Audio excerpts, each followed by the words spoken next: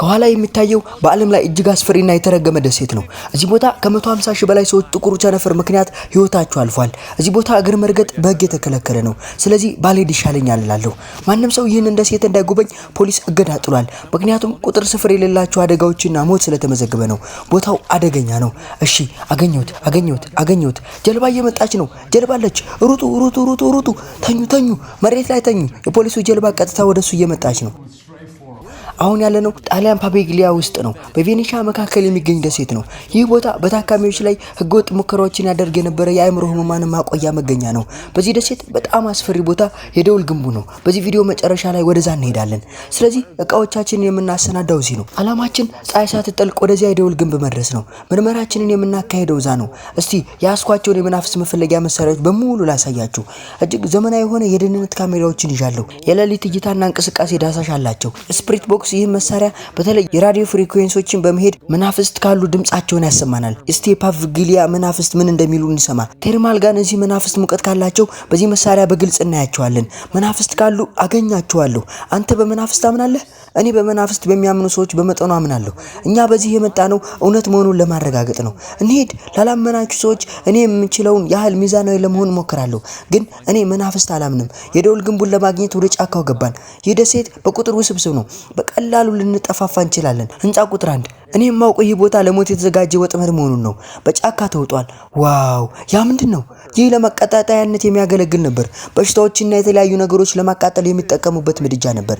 ቀጣዩ ህንጻ ይሄ ያስፈራል። ይህ ህንጻ በማንኛውም ሰዓት ሊፈርስ ይችላል። እርምጃችንን በጣም መጠንቀቅ አለብን። አምናለሁ። እዚህ ጋር የሆነ ሰው ሲያየኝ ያየው መሰለኝ። ዝም በል እምላለሁ። አየው፣ ይሄ ሰውዬ በመናፍስት አያምንም። እሺ፣ ጉዟችንን እንቀጥላለን። በፍጥነት እየጨለመብን ነው። ወደ አእምሮ ህክምና ማዕከሉ እየተጠጋን እንደሆነ አውቀናል። ቤተክርስቲያኑ ያ ነው። ቤተክርስቲያኑን አገኘ ነው። አዎ፣ የደውል ግንቡ የት አቅጣጫ እንደሆነ ማየት እንችላለን። ብርሃኑ በፍጥነት እየጠፋ ነው። በመጨረሻም ወደ ግቢው ገባን። ንገረኝ፣ ለምንድነው መብራት የበራ የሚመስለው? ምን አባቱ ነው እዛ ውስጥ ያለው? ሽታው ይደብራል። እኔ አልገባኝም። አዎ እኔም አልገባኝም፣ ግን መግባት አልነበረብንም፣ ምክንያቱም የማዕከሉ መግቢያ ጥግ ላይ ነው። የማዕከሉ መግቢያ በጣም ግዙፍና የሚያስፈራ ነው። አልዋሽም። ወደ ሲኦል ለመግባት ዝግጁ ነህ? ኦ ፈጣሪ፣ መብራት አለብን።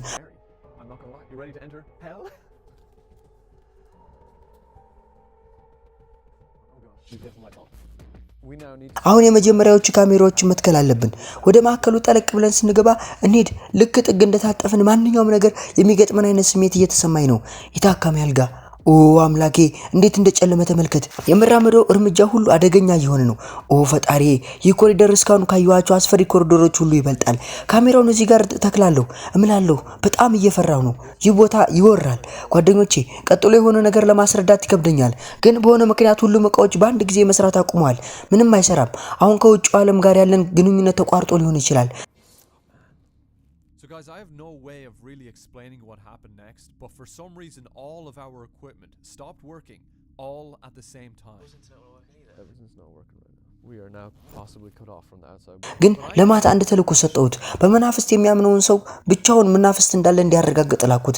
ምንም አትሆንም።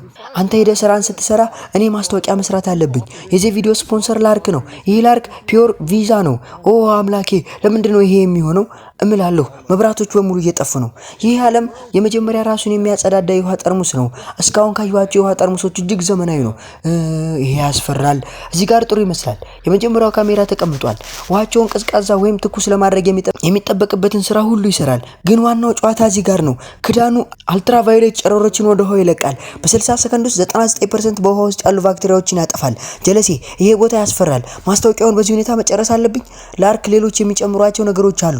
የማጣሪያ ሲስተም መጨመር ትችላለህ። በዚህ የተረገመ ደሴት ላይ ሆኖ ንጹህ ውሃ መጠጣት ትንሽ እፎይታ ይሰጣል። ያን ካልኩ በኋላ አለቀ። በጣም ፈርቻለሁ። ማትን መፈለግ አለብኝ። ኦ እግዚአብሔር ይመስገን።